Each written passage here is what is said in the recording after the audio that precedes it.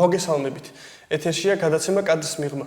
ჩვენ კი მისი წამყვანები გიორგი კობიაშვილი და თინათინ ასათიანი გახლავართ.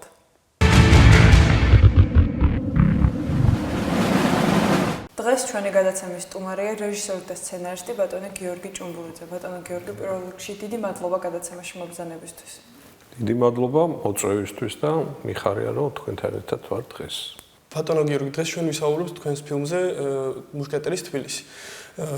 რამდენად რთული იყო მუშაობა ამ ფილმზე, როგორც მხატვრული და დოკუმენტური ფილმის შერწყმა ესეთ მსგავს რამის. მუშკეტერის თბილისი ეს იყო ექსპერიმენტული ტიპის ფილმი, იმიტომ რომ აქ იყო რამდენიმე გაერთიანებული რამდენიმე სტილისტური მონახაზი, ასე ვთქვი, ეს არის როგორც დოკუმენტური ქრონიკები, დადგმული, ანუ რეკონსტრუირებული კადრები და ასევე ანიმაციის ჩართულობა ამ ყველაფერში და პლუს ამას მუსიკალური შეიძლება ითქვას მუსიკალური ხაზი. აი ეს ყველაფერი გაერთიანდა და რაღაც ექსპერიმენტული დოკუმენტურ მხატვრულ ანიმაციური ფილმის ტიპი მივიღეთ საბოლოო ჯამში. გამომდინარე იქიდან რომ ჩვენ არ გქონდა ეხა იმდენი საშუალება რომ გადაგვიღო ყველაფერი გაგვეთამაშებინა, ამიტომ მივმართე ესეთ ხელს, რომ ანიმაციის მეშვეობით ყოფილიყო გაცოცხლებული ეპოქა. მოგეხსენებათ დიუმა, ალექსანდრე დიუმა დიდმა ფრანგმა მწერალმა საქართველოში მოგზაურა 1895 წლის დეკემბერი, ნოემბერი-დეკემბერი პერიოდი იყო, სულ რაღაც ერთი თვით იყო ჩამოსული, მაგრამ იმდენად მოიხიბლა საქართველოში, რომ დარჩა უფრო მეტ ხანს. და ჩვენ ავიღეთ თბილისის ეპიზოდი. გარდა თბილისისა მოგეხსენებათ, მთელი საქართველოს შემოიარა, დაწყებული კახეთიდან ფოთამდე დამთავრებული ყველგან იყო ფაქტიურად, მაგრამ ჩვენ გადავწყვეტეთ, რომ მარტო თბილისი გაგვეცოცხლებინა ამ ეტაპზე. შემდეგ იგეგმებოდა თქვათ კიდე გაგრძელება სხვა რეგიონებზე, სხვა ქალაქებზე, მაგრამ სამწუხაროდ ეს უკვე აღარ გამოვიდა. და ესეთი სტილის ფილმი გაკეთდა რა, ანუ მხატვრულ დოკუმენტური ანიმაციის მოშველებით ნამუშევარი. თქვენი ფილმი ერთგვარად შემეცნებითი ხასიათისაც არის. რამ გადაგაწყვეტინათ ამ ფილმის გადაღება, რა იყო თქვენი მიზანი და ინსპირაცია? იცი რა მინდა თქვა, რომ აი კი შემეცნებითია ნამდვილად. ისეთი საინტერესო დეტალებია, მე როცა წავიკითხე ალექსანდრე დიუმა ძალიან დიდი ხნის წინ, ალბათ ახალგაზრდობაში, სადღაც თქვენი ასაკის ვიყავი ალბათ. ნუ იმდენად მომეწონა, იმდენად აღფრთოვანდი, რომ აი რა ვიცი, რა ჯერ ისედაც ალექსანდრე დიუმა ძალიან მიყვარს. მგონი ყველაზე მეტი აი სტატისტიკურად კი რაც არსებობს ფილმები, სერიალები რეკრანიზაციები, რასაც ქვია, ყველაზე მეტი სტატისტიკურად ალექსანდრე დიუმას ნაწარმოებების მიხედვით არის. ჯერ მარტო სამი მუშკეტერი, რა ვიცი. თუ კი რამე ქვეყანა და კინო არსებობს, ყველა ენაზე და ყველას ქვეყანასაა გადაღებული. ხო და როცა ესეთი კინემატოგრაფიული მწერალი წერს შენს ქვეყანაზე მოგზაურობა კავკასიაში და აღფრთოვანებულია საქართველოსი და თბილისით და რეგიონებით საერთოდ უნიკალურ რაღაცა ფაქტებს და ამბებს წააწყდები ყოველ მეორე წინადადებაში და იმდენად მომწონდა და იმდენად აღფრთოვანდი და ვფიქრობდი რომ მეთქი ოდესმე იქნებ გამოხდეს და გადავიღო და მე შეიძლება სულიად შემთხვევით მოხდა ისე რომ კულტურის სამინისტრო ალბათმა თეატრულ ოკეანმა გამოაცხადა კონკურსი სამეცნიერო პოპულარული ფილმების დოკუმენტური ფილმების კონკურსი და მივიღე ამ კონკურსში მონაწილეობა. სხვათა შორის მინდა გითხრათ, რომ საერთოდ არ მქონდა მოლოდინი, რომ რაღაც იქნებოდა, უბრალოდ შევიტანე სცენარი თბილისის ეპიზოდზე. და საბედნიეროდ დაგვაფინანსა კულტურის სამინისტრომ და გადავიღეთ ეს ფილმი. ფილმში მონაწილეობს ჩვენი უსაყვარლესი მეგობარი და ძალიან კარგი მსახიობი ნიკოლოზ კაცარიძე და დიულმასლული მან შეასრულა, ასევე იყო ფილმის მთხრობელი. აი რა ვიცი, მე მგონი ერთ-ერთი საუკეთესო როლი იყო, ეხა არ მინდა რაღაც თავისკებაში გამომივიდეს, მაგრამ ნიკას კი ნამდვილად შევაქებ, რომ არაჩვეულებრივად შეასრულა და არაჩვეულებრივად გაართვა თავი ამ საქმეს, ასე ვთქვათ. კი გავს აი პერსონაჟს ნამდვილად გავს და თან ხასიათითაც აი ეგეთი ტიპი იყო ნიკა. და თითქოს ორგანულად ჩაждდა აი ამ სიტუაციაში და აბსოლუტურად დაიხარჯა და ბოლომდე გააკეთა ის რაც უნდა გაეკეთებინა და მადლობა მას და ხსოვნა და არ დავიწყება.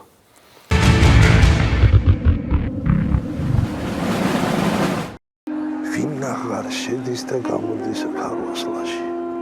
ყველა თავისებური ტიპია, ყველას თავისებურად აცვია, ყველას თავისებური იარაღი და თავსამკაული აქვს.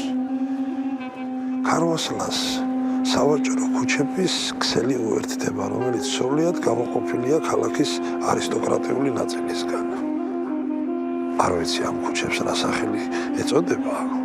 მე კი მათ ოქრომჭედელთა, ხარასთა, მეხილეთა, მეკოთნეთა, მეფლოსტეთა და მეჩექმეთა ქუჩებს დავარქმევდი.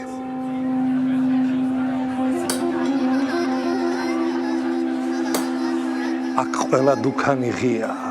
ყველა ხელოსანი ხალხის თვალწინ მუშაობს. საოცრად საინტერესოა სეირნობა ამ ქალაქში. უცხოელს ეს არასდროს არ მობეზრდება, მაგრამ ამერიკელი ერთ კვირასაც ვერ გაძლებდა თბილისში მოუთფენლობისგან.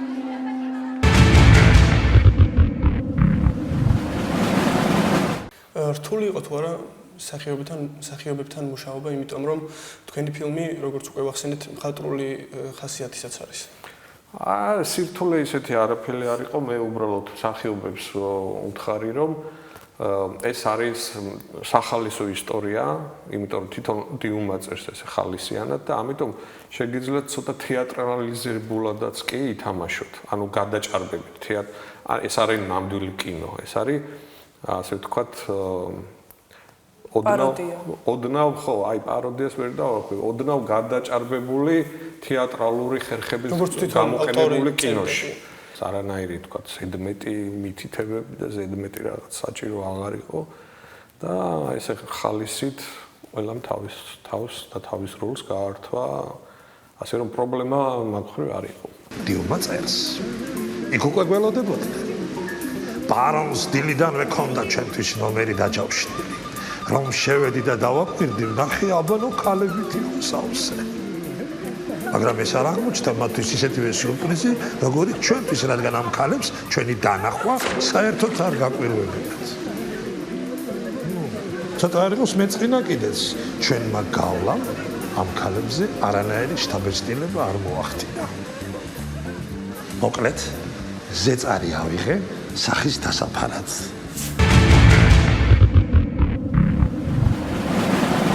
კარგი გუნდი შეიკრა, კარგი მსახიობები ყავდნენ ძალიან და ყველა ძალიან გვერდში დამიდგა და რაღაცნაირად ძალიან ტკბილად და კარგად მაგონდება ეს პერიოდი და კარგი იქნებოდა რომ გაგრძელებულიყო უბრალოდ რაღაცნაირად აღარ მოხდა ეს ნიკას გარდაცვალების გამო სამწუხაროდ როლი იყო თქვენი ფილმი თუ არ ვცდები ნიკასი.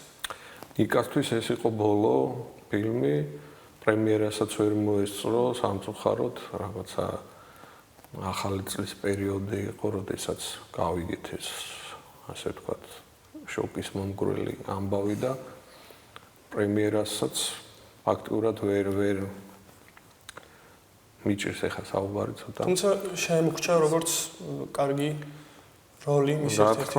რა თქმა უნდა და გვინდოდა გაგრძელება, მე რაღაც თქვა გეგმავდით კიდე სერიების გადაღება, სხვადასხვა იქ დაწყებული კახეთი, ანანური, ქუთაისის ეპიზოდი, ფოთის ეპიზოდი, გვინდოდა რაღაცების გადაღება, სხვათა შორის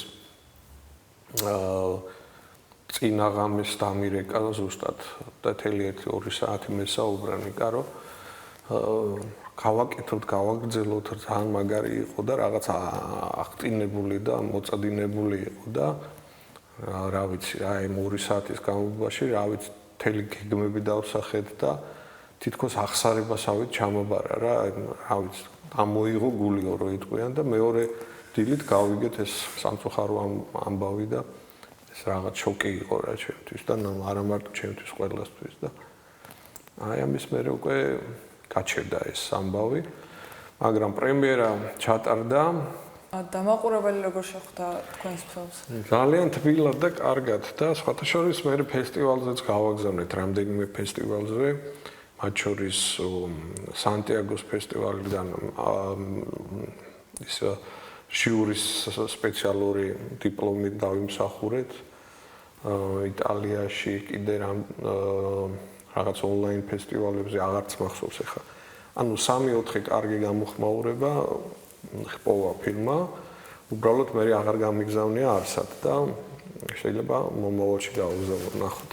რაღაცა არის მაგის ვარიანტებიც და ასე რომ კარგი დადებითი და რაც ყველაზე მთავარია აქ როცა ვაჩვენებთ ამ ფილმს მე მიხარია ის მომენტი რომ აი ჩემი შვილის და მისი მეგობრების აზრი მაინტერესებს ყოველთვის და მეუბნებიან რომ რამდენი რამე არ გწოდნია ჩვენ თბილისზე და ეს არის ჩემთვის ყველაზე კარგი მომენტი რომ შევძელით და დავანახე როგორი იყო თბილისი, როგორი იყო ურთიერთობები, როგორი იყო ის გარემო, ეს ეპოქა და თურმე ყველაფერი, ანუ შემეცნებითი ფილმია, ასე ვთქვათ და მიხარია რომ ახალგაზრდებს ამის დანახვის საშუალება ჰქონდათ. თქვენი ფილმი პირველად აგერ ლურჯდობაში ნახეთ თეატრალურში და მართლა ძალიან საინტერესო და ძალიან კარგი იყო და დისკუსიაც საინტერესო იყო ჩვენთვის. მიხარია თუ მოგწონთ და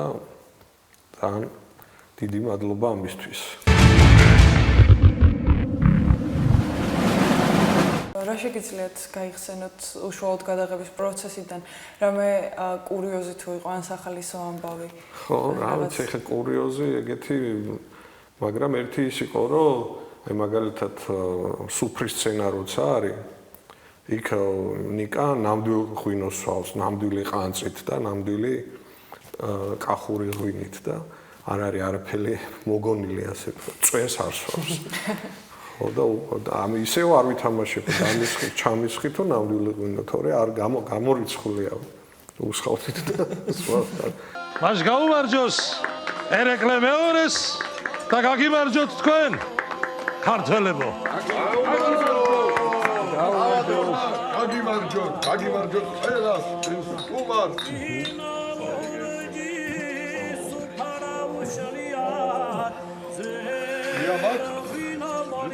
იყო ეგეთი სახალისო მომენტები, გოგონები მღეროდნენ მშვენივრად და ძალიან კარგად მაგონდება რა ეს პერიოდი, ძალიან კარგი სიტუაცია იყო. დანარჩენი ხა ისეთი განსაკუთრებული კურიოზი არ მახსენდება რაღაც. ფილმში გამოყენებულ მუსიკაზეც როგორ საუბრობთ? ხო, ძალიან საინტერესო მუსიკაა, სხვათა შორის ჩემი მეგობრები არიან კვალიაშვილების ოჯახი, მუსიკალური ოჯახია.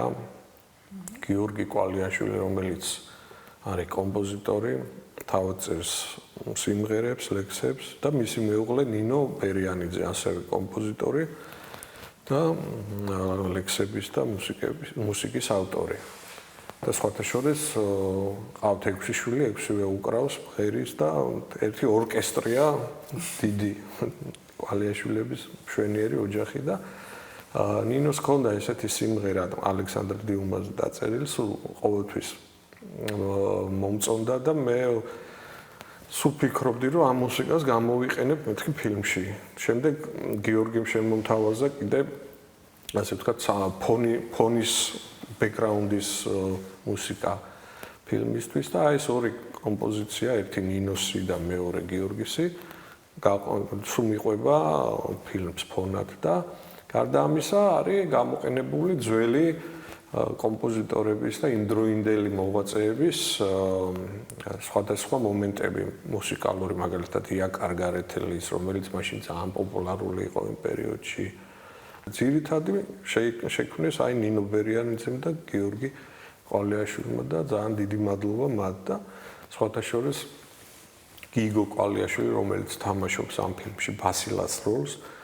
გიგო გარდა მაგისა რომ თამაშობს, ასევე ახმოვანებს შტვენით ფილმს, სადაც კი შტვენებია, ყველგან არის გიგოს ასე ვთქვათ შტვენა და ეგეც თავის ხიფს ძენს ალბათ რა.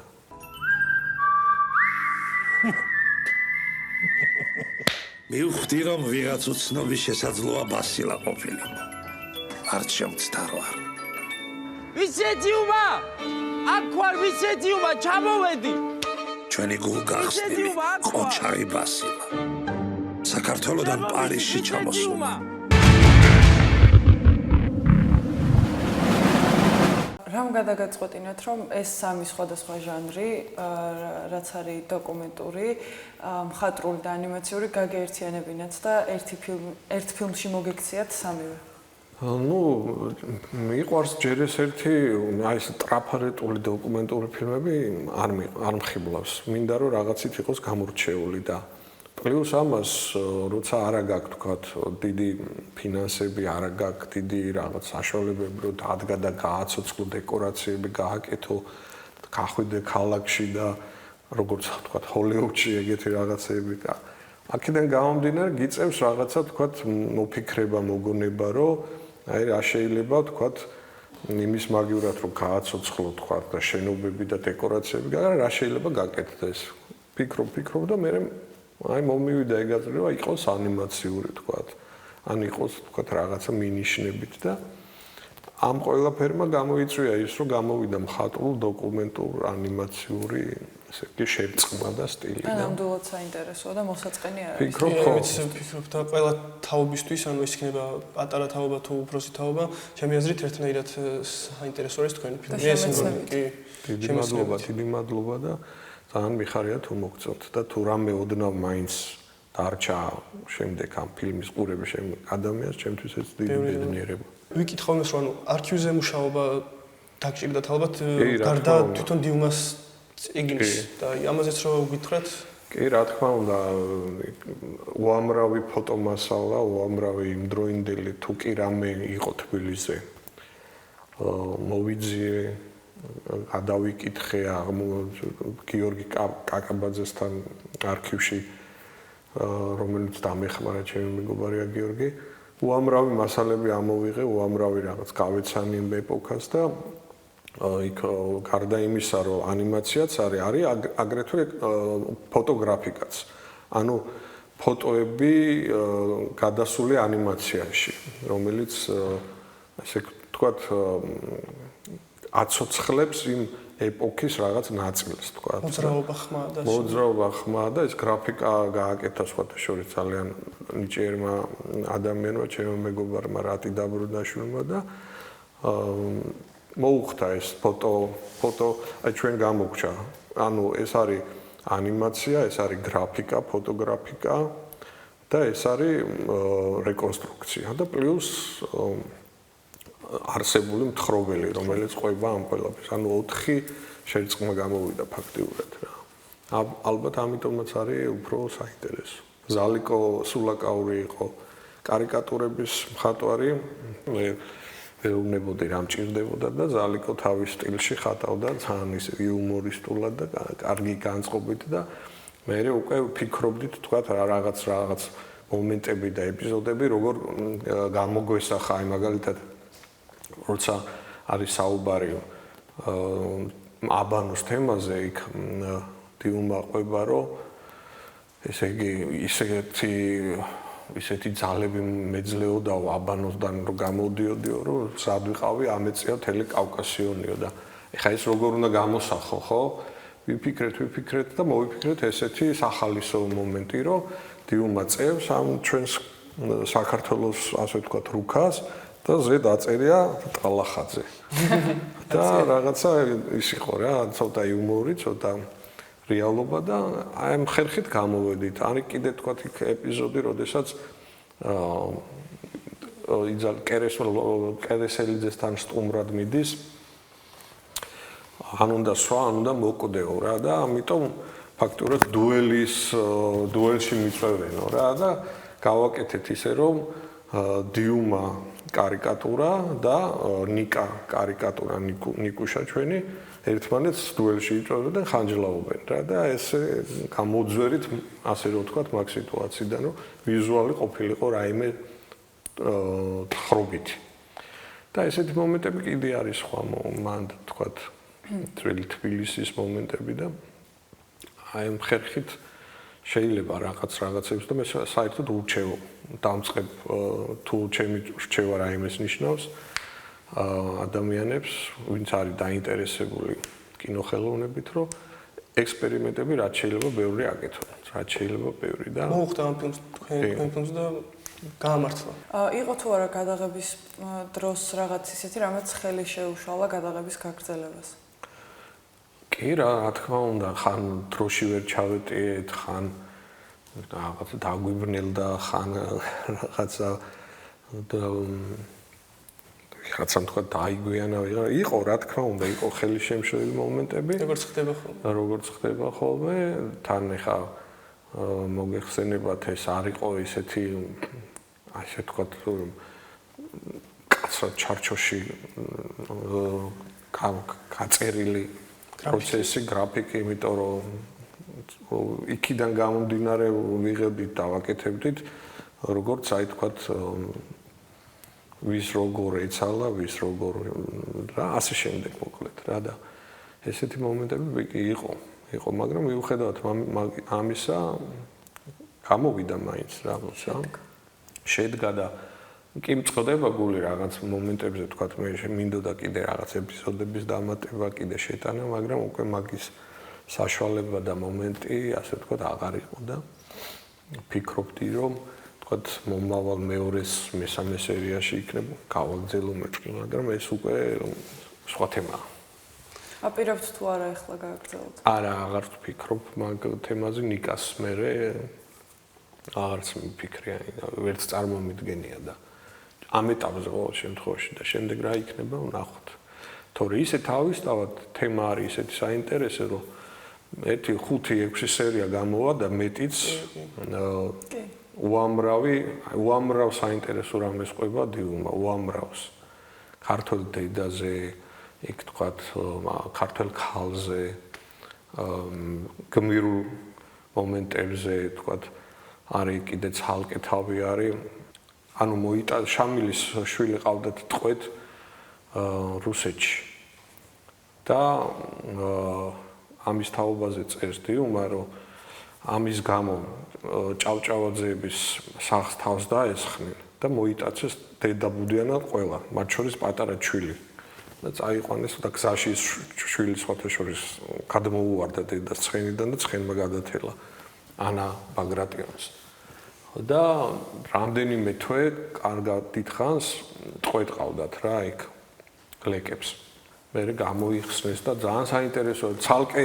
ფილმი მაგაზე შეიძლება გაკეთდეს და ძალიან ბევრი საინტერესო მომენტებია რა გონია რომ ნიკასაც გაუხარდებოდა თუ ფილმს გააგრძელებთ ნახოთ აი როგორც ღმერთი ინებებს ნახოთ დაველოდოთ რა იქნება როგორ იქნება და შეიძლება გამორიცხული არაფერია ეს ფილმი და ზოგადად ისტორია ქართველებისთვის ანუ ჩვენთვის თავისთავად არის საინტერესო, იმიტომ რომ გვაცნობს წარსულს. იმიტომ რომ უცხო თვალით უყურებთ ჩვენს წარსულს. ამ შემთხვევაში დიუმას თვალით და უცხო ქვეყნებში თუ ქონდა გამოხმაურება საქართველოს საზღვრებს გარეთ. აი ფესტივალზე რაც ვახსენე, რამდენიმე ფესტივალზე მოეწონათ, მათ შორის დიპლომითაც დავჯილდოვდით, ჩვენებები იყო ფინალშიც გავედით. იყო რამდენიმე კარგი გამოხმაურება. ბევრ ფესტივალზე არ გამიგზავნია, უბრალოდ მაგას კიდე ცალკე სახსრები უნდა ცალკე რაღაცა დრო და ასე შემდეგ და სამწუხაროდ ვერ მივადევნე მაგ მომენტს თვალი, მაგრამ აი რაც კი იყო სულ დაახლოებით 12-13 ფესტივალზე გავაგზავნე და აქედან 4-5 ძალიან კარგი გამოხმაურება გამოიწვია და მივიღეთ დიპლომიც და ასე შემდეგ. სცენარის წერაში მეხმარებოდა ჩემი მეგობარი, ანუ სცენა ადაპტაციაში გია ალავიძე, ხოსე მაჯინერე, მისი კლიჩკაა და აი ესე მუშაობდით რაღაცებს ვაკეთებდით და შემდეგ საბოლოო სახე აი ესე მიიღო რა ამ ფილმმა და ამ სცენარმა. მინდა მადლობა უთხრა ყველას, ვინც მონაწილეობდა ამ ფილმის შექმნაში, პირველ რიგში კულტურის სამინისტროს, ქალბატონ თეატრ ლუკიანს, ასევე მინდა მადლობა უთხრა ჩემს მეგობრებს, ძალიან გულით და უანგაროდ დამეხმარა ძალიან ბევრი ადამიანი და ასევე მადლობა მინდა უთხრა ჩემ ოჯახს, მატასი ჭუმბურიძეს, რომელმაც სხვათა შორის კასტინგში მიიღო მონაწილეობა და კი და ნიკა მისი, ასე ვთქვათ, აღმოჩენა იყო. და კი იყო ეს მომენტები და როგორც კი მე ხა ნიკა ცოტა თეატრალურიდან ვიცნობდი და გამარჯობა გამარჯოს და როგორც არის, მაგრამ ესე ახლო ურთიერთობა არ მქონდა და მატასიმ რომ მითხრა, აი ეს ბიჭიო დიუმაზეო ძალიან კარგი იქნებაო და ეგრევე დაურეკე ნიკას და იქიდან მოყოლ პირველივე დღიდან დავძმაკაცდით და მოკლედ ამ გარემოში ცხოვრობდით, ამ დიუმა, ეს кейფი, ეს ურთიერთობები რაღაცა და აი ძალიან კარგად წავიდა ყველაფერი რა. გალები გავს. ზღირიც გავს. ულვაშებიც გავს. ესე გავს. წავედით.